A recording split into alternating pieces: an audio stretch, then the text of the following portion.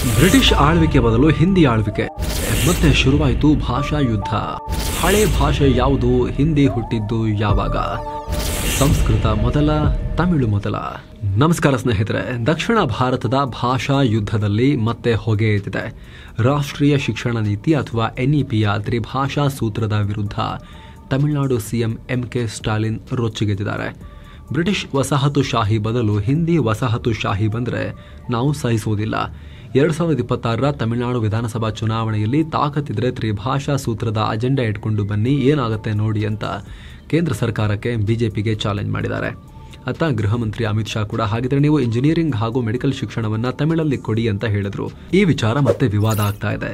ಕೆಲ ದಿನಗಳ ಹಿಂದಷ್ಟೇ ಇದೇ ಸ್ಟಾಲಿನ್ ಹಿಂದಿ ಭಾಷೆ ಭಾರತದ 23 ಭಾಷೆಯನ್ನು ನುಂಗ್ ಹಾಕಿದೆ ಅಂತ ಆರೋಪ ಮಾಡಿದ್ರು. ಹಾಗಿದ್ರೆ ನಿಜಕ್ಕೂ ಈ ಹಿಂದಿ ಇಷ್ಟೊಂದು ಆಕ್ರಮಣಕಾರಿ ಭಾಷೆನ? ಅಸಲಿಗೆ ಭಾರತೀಯ ಭಾಷೆಗಳ ಇತಿಹಾಸ ಏನು?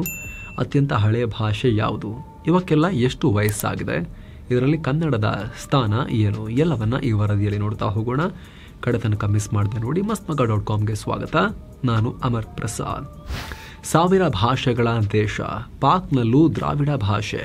ಸ್ನೇಹಿತರೆ, ಭಾರತ 122ಕ್ಕೂ ಹೆಚ್ಚು ಮೇಜರ್ ಭಾಷೆಗಳು, 1500ಕ್ಕೂ ಹೆಚ್ಚು ಸಣ್ಣ ಪುಟ್ಟ ಭಾಷೆಗಳಿರೋ ದೇಶ. ಈ ಪೈಕಿ ದ್ರಾವಿಡ ಭಾಷೆಗಳು ಅತ್ಯಂತ ಹಳೆಯ ಭಾಷೆಗಳಾದರೆ ಇಂಡೋ ಆರ್ಯನ್ ಭಾಷೆಗಳನ್ನು ಅತಿ ಹೆಚ್ಚಾಗಿ ಬಳಸಲಾಗ್ತಾ ಇದೆ. ಭಾಷೆಗಳಲ್ಲಿ ಕುಟುಂಬಗಳಿವೆ. ಉದಾಹರಣೆಗೆ ದ್ರವಿಡಿಯನ್ ಭಾಷೆಗಳನ್ನೋದು ಒಂದು ಕುಟುಂಬ.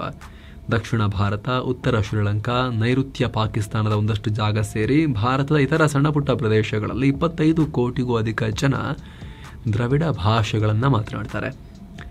ಯಾವುದೆಲ್ಲ ಭಾಷೆ? ಕನ್ನಡ, ತಮಿಳು, ತೆಲುಗು, ಮಲಯಾಳಂ ನಿಮಗೆಲ್ಲ ಗೊತ್ತು. ಆದರೆ ಪೂರ್ವ ಭಾರತ, ನೇಪಾಳ, ಭೂತಾನ್, ಬಾಂಗ್ಲಾದಲ್ಲಿ ಮಾಲ್ಟೋ ಹಾಗೂ ಕುರುಕ್ ಅನ್ನೋ ದ್ರಾವಿಡ ಭಾಷೆ ಇವೆ. ಪಾಕಿಸ್ತಾನ ಹಾಗೂ ಇರಾನ್ನ ಬಲೂಚಿಸ್ತಾನ್ ಪ್ರಾಂತ್ಯ, ಅಲ್ಲೂ ಕೂಡ ಬಲೂಚಿಸ್ತಾನ್ ಹರಡ್ಕೊಂಡಿದೆ. ಇರಾನ್ ಒಳಗೂ ಕೂಡ ಸ್ವಲ್ಪ ಬರುತ್ತೆ. ಹಾಗೂ ಅಫ್ಘಾನಿಸ್ತಾನ್, ತುರ್ಕ್ಮೆನಿಸ್ತಾನ್ನಲ್ಲಿ ಇಲ್ಲೆಲ್ಲ ಸೇರಿ ಬ್ರುಹುಯಿ ಅನ್ನೋ ದ್ರಾವಿಡ ಭಾಷೆಯನ್ನು ಮಾತಾಡ್ತಾರೆ. ಇನ್ಫ್ಯಾಕ್ಟ್ ಪಾಕ್ನ ಬಲೂಚಿಸ್ತಾನ್ನಲ್ಲಿ ಬ್ರುಹುಯಿ ಭಾಷಿಕರೇ ಮೆಜಾರಿಟಿ ಇದ್ದಾರೆ. ದ್ರಾವಿಡ ಭಾಷೆಗಳ ವ್ಯಾಪ್ತಿ ಅಲ್ಲಿಗೆ ನಿಲ್ಲಲ್ಲ. ಚೈನಾ, ಮಯನ್ಮಾರ್ನಲ್ಲಿ ಬಳಸೋ ಸಿನೋ ಟಿಬೆಟನ್ ಹಾಗೂ ಲೋಲೋ ಬರ್ಮಿಸ್ ಲಿಪಿಯ ಅಕ್ಷರಗಳಿಗೂ ನಮ್ಮ ಕದಂಬರ ಕಾಲದ ಹಳೆಗನ್ನಡದ ಅಕ್ಷರಗಳಿಗೂ ಹೋಲಿಕೆ ಇದೆ. ಕೋಟಾ, ಕೊಲಮಿ, ಪರ್ಜಿ, ಪೆಂಗೋ ಹೀಗೆ ಸುಮಾರು 70-80 ದ್ರವಿಡಿಯನ್ ಭಾಷೆಗಳಿವೆ. ಹಾಗಿದ್ರೆ ಈ ದ್ರಾವಿಡ ಭಾಷೆಗಳ ಮೂಲ ಯಾವುದು? ಇವುಗಳನ್ನು ಅತ್ಯಂತ ಪುರಾತನ ಅಂತ ಕರೆಯೋದು ಯಾಕೆ?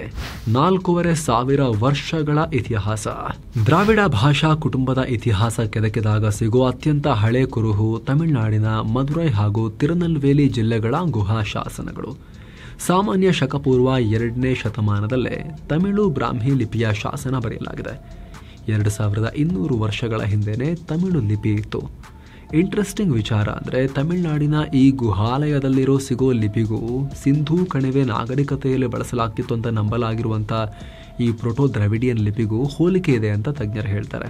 ಇದರ ಜೊತೆಗೆ ಸಾಕಷ್ಟು ದೇಸಿ ಹಾಗೂ ವಿದೇಶಿ ಸ್ಟಡಿ ಹಾಗೂ ರಿಸರ್ಚ್ಗಳು ಕೂಡ ದ್ರಾವಿಡ ಭಾಷೆಗಳಿಗೆ 4500 ವರ್ಷಗಳ ಹಿಸ್ಟ್ರಿ ಇದೆ ಅಂತ ಹೇಳ್ತವೆ.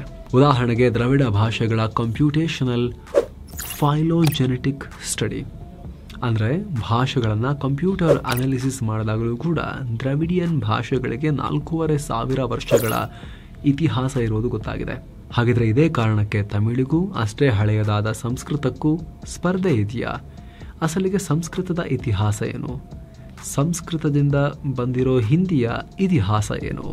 ಸ್ನೇಹಿತರೆ, ವರದಿಯಲ್ಲಿ ಮುಂದುವರಿಯಕ್ಕಿಂತ ಮುಂಚೆ ಸಿಂಗಪೂರ್, ಮಲೇಷ್ಯಾ, ಥೈಲ್ಯಾಂಡ್ಗೆ 7 Sands ಟೂರಿಸಂ ಕಂಪನಿ ಹೊಸ ಟ್ರಿಪ್ ಆಯೋಜಿಸಿದೆ. ಆಫರ್ ಪ್ರೈಸ್ ಕೇವಲ 1,43,500 ರೂಪಾಯಿ ಮಾತ್ರ. 3 ಕಂಟ್ರೀಸ್ 9 ನೈಟ್ 10 ಡೇಸ್ ಟ್ರಿಪ್ ಇದು. ಈ ಪ್ಯಾಕೇಜ್ ನಲ್ಲಿ flight tickets, 3 star hotel stay, all meals, AC transport, visa ಎಲ್ಲ ಸೇರಿರುತ್ತೆ. ಹಾಗೆ Sentosa island, Universal Studios, Singapore city tour, Kuala Lumpur city tour, tiger park, Pattaya city tour, coral island tour with speed boat, Alcazar show, Bangkok city tour, Safari World, travel insurance, 24/7 Kannada tour manager ಸೌಲಭ್ಯ ಎಲ್ಲವೂ ಇರುತ್ತೆ. ಹೊರಡೋ ದಿನ ಮೇ 5, 2025. ಕೆಲವೇ ಸೀಟುಗಳ ಲಭ್ಯ. ಆಸಕ್ತರು ಈ ನಂಬರ್ಗೆ ಕಾಲ್ ಮಾಡಿ ನಿಮ್ಮ ಸೀಟನ್ನು ಕೂಡ ಬುಕ್ ಮಾಡಬಹುದು.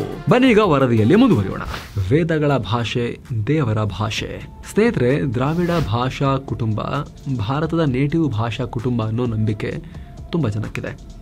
ಇದಕ್ಕೆ ಜಗತ್ತಿನ ಬೇರೆ ಭಾಷಾ ಕುಟುಂಬಗಳ ಜೊತೆ ಸಂಬಂಧ ಇದೆ ಅಂತ ತೋರಿಸೋಕೆ ಸಾಕಷ್ಟು ಪ್ರಯತ್ನಗಳಾಗಿದ್ರೂ ಕೂಡ ಸಾಧ್ಯನೇ ಆಗಿಲ್ಲ. ಕೆಲವರು ಮಾತ್ರ ಸಾಮಾನ್ಯ ಶಕಪೂರ್ವ 3,000-4,000 ಇಸವಿ ಅವಧಿಯಲ್ಲಿ ಇರಾನ್ನಿಂದ ದ್ರವಿಡಿಯನ್ ಭಾಷಿಕರು ಭಾರತಕ್ಕೆ ಬಂದಿರಬಹುದು ಅಂತ ವಾದ ಮಾಡ್ತಾರೆ. ಆದರೆ ಸಂಸ್ಕೃತ ಹಾಗಲ್ಲ. ಸಂಸ್ಕೃತ ಪ್ಯೂರ್ ಇಂಡೋ ಯುರೋಪಿಯನ್ ಭಾಷೆಗಳ ಕುಟುಂಬಕ್ಕೆ ಸೇರುತ್ತೆ. ಇಂಡೋ ಯುರೋಪಿಯನ್ ಕುಟುಂಬದಲ್ಲಿರೋ ಇಂಡೋ ಆರ್ಯನ್ ಬ್ರಾಂಚ್ನಲ್ಲಿ ಸಂಸ್ಕೃತ ಬರುತ್ತೆ. ಇದೇ ಇಂಡೋ ಆರ್ಯನ್ ಬ್ರಾಂಚ್ನಲ್ಲಿ ಹಿಂದೂಸ್ತಾನಿ ಭಾಷೆಗಳು ಬರ್ತವೆ. ಅದರ ಒಳಗಿರೋ ಒಂದು ಭಾಷೆ ಹಿಂದಿ. ಕೇವಲ 800ರಿಂದ 1,000 ವರ್ಷಗಳ ಹಿಂದೆ ಉತ್ತರ ಭಾರತದಲ್ಲಿ ದಿಲ್ಲಿ ಸುತ್ತಮುತ್ತ ಪ್ರಾಕೃತ ಹಾಗೂ ಅಪಭ್ರಂಶ ಅನ್ನೋ ಭಾಷೆ ಮಾತನಾಡೋ ಜನರಿದ್ರು. ಇವೆರಡೂ ಸಂಸ್ಕೃತದ ಸುಧಾರಿತ ಅವತರಣಿಕೆಗಳು. ಅಂದರೆ ಕಂಪ್ಲೀಟ್ ಸಂಸ್ಕೃತದ ಪದಗಳೇ ಇದ್ದ ಭಾಷೆಗಳು. ಇವು ಮಿಕ್ಸ್ ಆಗಿ ಒಂದು ಹೊಸ ಭಾಷೆಗೆ ಜನ್ಮ ಸಿಕ್ತು. ಅದರ ಹೆಸರು ಖಾರಿಬೋಲಿ ಅಂತ. ಇದೇ ಹಳೆಯ ಹಿಂದಿ. ನಂತರ ದಿಲ್ಲಿ ಸುಲ್ತಾನರು ಮೊಘಲರ ಪ್ರಭಾವದಿಂದ ಈ ಭಾಷೆಗೆ ಸಾವಿರಾರು ಪರ್ಷಿಯನ್ ಅರೇಬಿಕ್ ಪದಗಳು ಕೂಡ ಸೇರ್ಕೊಂಡು ಹಿಂದಿ ಆಯಿತು. ಆದರೆ ಇದೇ ಭಾಷೆಗಳ ಮಿಶ್ರಣ ಭಾರತದ ಅತಿದೊಡ್ಡ ಭಾಷೆಯಾಗಿ ಬೆಳೆದಿದ್ದು ಹೇಗೆ ಅಂತ ಮುಂದಕ್ಕೆ ನೋಡ್ತಾ ಹೋಗೋಣ. ಸದ್ಯಕ್ಕೆ ಸಂಸ್ಕೃತವನ್ನು ಗಮನಿಸಿ. ಯುರೋಪಿಯನ್ ಭಾಷೆಗಳಲ್ಲಿ ಸಂಸ್ಕೃತದ ಹಾಗೆ ಕೇಳಿಸೋ ಸುಮಾರು ಪದಗಳಿದಾವೆ. ಸಂಸ್ಕೃತದಲ್ಲಿ ದೇವ ಅಂದರೆ ದೇವರು, ಇಟಾಲಿಯನ್ನಲ್ಲಿ ಡಿಯೋ ಅಂದರೆ ದೇವರು, ಸಂಸ್ಕೃತದಲ್ಲಿ ಸರ್ಪ ಅಂದರೆ ಹಾವು, ಇಟಾಲಿಯನ್ನಲ್ಲಿ ಸರ್ಪೆ, ಇಂಗ್ಲಿಷ್ನಲ್ಲೂ ಕೂಡ ಸರ್ಪೆಂಟ್ ವರ್ಡ್ ನೀವು ಕೇಳಿರ್ಬೋದು ಹಾವಿಗೆ. ಸಪ್ತ ಅಂದರೆ 7, ಇಟಾಲಿಯನ್ನಲ್ಲಿ ಸೆಟೆ, ಇಂಗ್ಲಿಷ್ನಲ್ಲೇನು 7.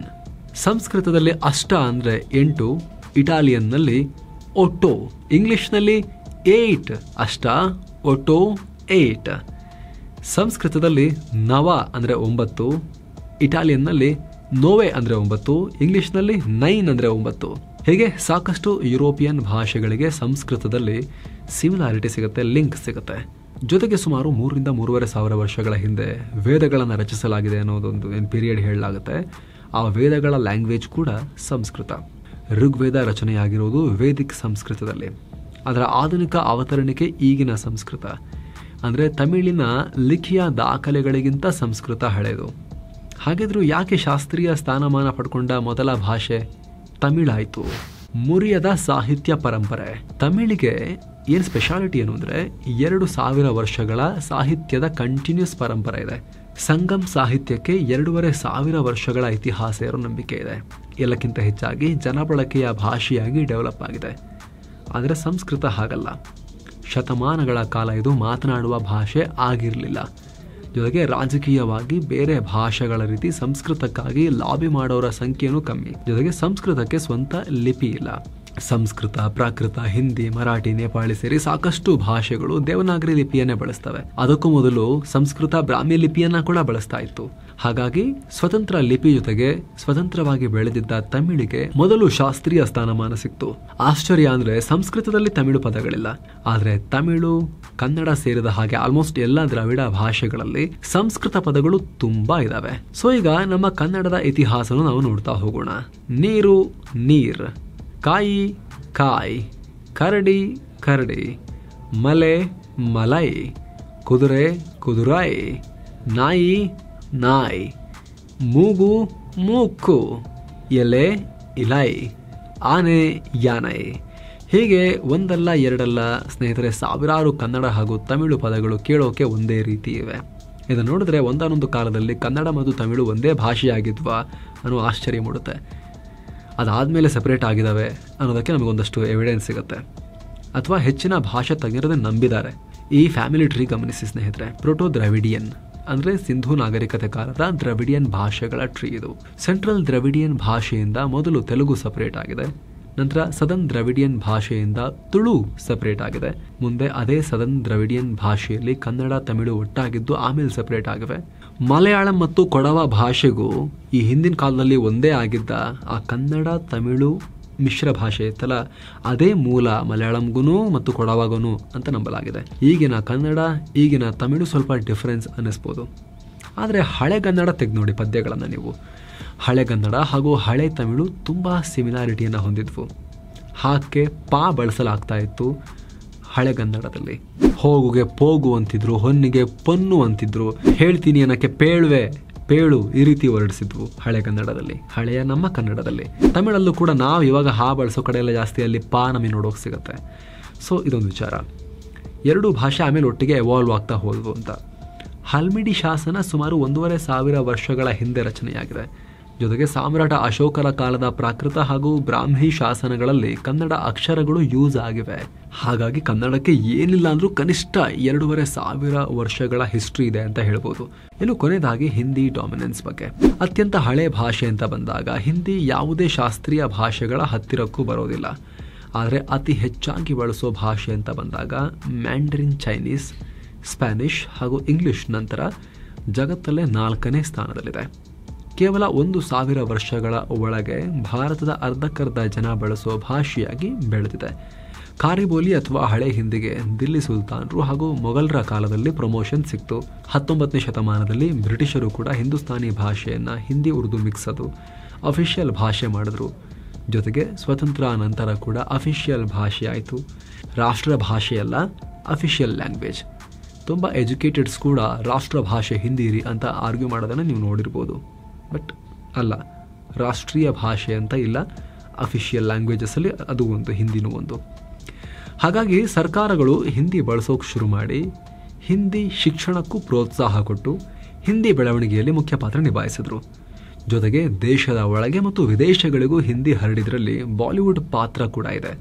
ಒಂದು ಟೈಮ್ನಲ್ಲಿ ಬಾಲಿವುಡ್ ಬಿಗ್ಗೆಸ್ಟ್ ಇಂಡಸ್ಟ್ರಿ ಆಗಿತ್ತು. ಅವ್ರ ಲೆವೆಲಿಗೆ ಸಿನಿಮಾ ಮಾಡೋಕ್ಕೆ ಬೇರೆಯವ್ರಿಗೆ ಯಾರಿಗೂ ಆಗ್ತಾ ಇರಲಿಲ್ಲ. ಎಲ್ಲ ಆ ಸಿನಿಮಾಗಳನ್ನು ನೋಡ್ತಾ ಇದ್ರು, ಹಿಂದಿ ಕಲ್ತು ಬಿಡ್ತಾ ಇದ್ರು.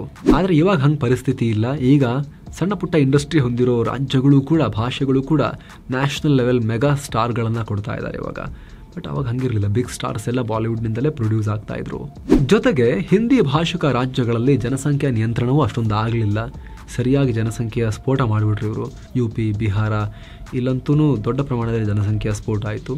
ಜೊತೆಗೆ ಉತ್ತರ ರಾಜ್ಯಗಳ ಲೋಕಲ್ ಭಾಷೆಗಳು ಭೋಜ್ಪುರಿ, ಮೈಥಿಲಿ ಇವೆಲ್ಲ UP, ಬಿಹಾರ್ನಲ್ಲೇ ಬರುವಂಥ ಭಾಷೆಗಳಿವೆಲ್ಲ. ಔದಿ ಇವೆಲ್ಲವೂ ಕೂಡ ಈ ಭಾಷೆ ಉಪಭಾಷೆಗಳು. ಅವುಗಳನ್ನೆಲ್ಲ ಹಿಂದಿ ಆವರಿಸ್ಕೊಳ್ತಾ ಹೋಯಿತು. ಅದನ್ನು ಮಾತಾಡೋರು ಇವಾಗಲೂ ಇದ್ದಾರೆ, ಆದರೆ ಅವ್ರು ಹಿಂದಿನೂ ಮಾತಾಡ್ತಾರೆ. ಎರಡೂ ಲ್ಯಾಂಗ್ವೇಜ್ ಅವ್ರಿಗೆ ಬರುತ್ತೆ. ಹಾಗಾಗಿ ಅದೊಂದೇ ಲ್ಯಾಂಗ್ವೇಜ್ ಉಳ್ಕೊಂಡಿದೆ ಅಂತಿಲ್ಲ ಆ ಭಾಗದಲ್ಲಿ. ಹಿಂದಿ ಓವರ್ಲ್ಯಾಪ್ ಮಾಡಿ ಎಲ್ಲ ಕಡೆ ಹರಡಿದೆ. ಈ ಅವಧಿ ಮಾತಾಡೋರು, ಭೋಜ್ಪುರಿ ಮಾತಾಡೋರು, ಮೈಥಿಲಿ ಮಾತಾಡೋರು ಅವ್ರ ಮನೆಯಲ್ಲಿ ಅವ್ರ ಲ್ಯಾಂಗ್ವೇಜಸ್ಸನ್ನು ಮಾತಾಡ್ಕೊಳ್ತಾರೆ. ಆ ರೀತಿಯಾಗಿದೆ. ಉದಾಹರಣೆಗೆ ಈಗ ದಕ್ಷಿಣ ಕನ್ನಡಕ್ಕೆ ಹೋದರೆ ಅವರಿಗೆ ಮಲ್ಟಿಪಲ್ ಲ್ಯಾಂಗ್ವೇಜಸ್ ಬರುತ್ತೆ. ಪ್ರತಿಯೊಬ್ಬರಿಗೂ ಅದ್ಭುತವಾಗಿ ಕನ್ನಡ ಮಾತಾಡೋಕ್ಕೂ ಬರುತ್ತೆ ಅವರಿಗೆ. ಅವ್ರ ಮನೆಗಳಲ್ಲಿ ಮತ್ತು ಅಲ್ಲಿನವರೇ, ದಕ್ಷಿಣ ಕನ್ನಡದವರು, ಉಡುಪಿಯವರು, ಅಲ್ಲಿನವರೇ ಸಿಕ್ಕಿದ್ರೆ ಅವರು ತುಳುನ ವ್ಯವಹಾರಕ್ಕೆ ಅವ್ರು ಬಳಸ್ಕೊತಾರೆ. ಹೊರಗಿಂದ ಯಾರೋ ಕನ್ನಡ ಮಾತಾಡಿಸಿದ್ರೆ ತುಂಬ ಸ್ಪಷ್ಟವಾಗಿ ಬುಕ್ಕಿಶ್ ಕನ್ನಡವನ್ನೇ ಬೇಕಾದರೂ ಅವ್ರು ಮಾತಾಡ್ತಾರೆ. ಆ ರೀತಿ. ಅದೇ ರೀತಿ ಉತ್ತರದ ಭಾಗದಲ್ಲೂ ಕೂಡ ನಿಮಗೆ ಬಿಹಾರ, ಉತ್ತರ ಪ್ರದೇಶ ಅಲ್ಲೆಲ್ಲ ಸ್ಥಳೀಯ ಭಾಷೆಗಳಿದ್ರೂ ಹಿಂದಿ ಅಲ್ಲೆಲ್ಲ ಆವರಿಸ್ಕೊಂಡಿದೆ. ಫುಲ್ ಹಿಂದಿಯಲ್ಲಿ ಕವರಪ್ ಆಗಿದೆ. ಹಿಂದಿ ಎಲ್ಲರೂ ಕಲ್ತು ಬಿಟ್ಟಿದ್ದಾರೆ. ಹಾಗಾಗಿ ಹಿಂದಿ ಮೇನ್ ಲ್ಯಾಂಗ್ವೇಜ್ ಆಗಿದೆ. ಅವ್ರ ಮನೆಗಳಲ್ಲಿ ಅವರವರ ಸರ್ಕಲ್ಸಲ್ಲಿ ಮಾತ್ರ ಅವರ ಲೋಕಲ್ ಲ್ಯಾಂಗ್ವೇಜಸ್ಸನ್ನು ಯೂಸ್ ಮಾಡ್ತಿದ್ದಾರೆ. ಸೊ ಫ್ರೆಂಡ್ಸ್, ಇದಾಗಿತ್ತು ಭಾಷೆಗಳಿಗೆ ಸಂಬಂಧಪಟ್ಟಂತೆ, ಭಾರತದ ಭಾಷೆಗಳಿಗೆ ಸಂಬಂಧಪಟ್ಟಂತೆ, ಅವುಗಳ ಹಿಸ್ಟ್ರಿಗೆ ಸಂಬಂಧಪಟ್ಟಂತೆ ಒಂದಷ್ಟು ನಿಮಗೆ ಪರಿಚಯ ಮಾಡಿಕೊಡೋ ಪ್ರಯತ್ನ. Thank you so much. ಮತ್ತೆ ಭೇಟಿ ಆಗ್ತಿರೋಣ. ನಮಸ್ತೆ.